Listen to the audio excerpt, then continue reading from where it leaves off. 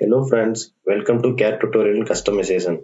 In this video, we will learn how to save the part file after creating it. Let's get into the video.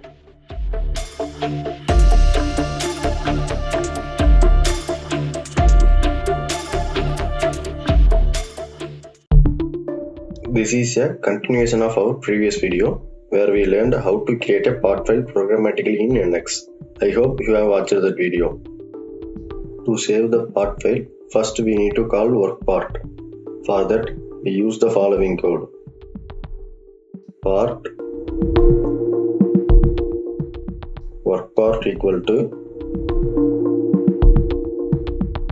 the session dot parts dot work. Here, the session dot parts dot work is retrieves the current active part in NX which we want to save, and WorkPart stores the reference to the active part. In the next line, type WorkPart dot save inside bracket base part dot save components dot. Here we need to select true or false. I am selecting here true, which means it ensures that all dependent components are saved. Base part dot close after save dot. Here also we need to select true or false. Here I am selecting true, which means it closes the part file automatically after saving. After that, click on build in the top menu and select rebuild solution.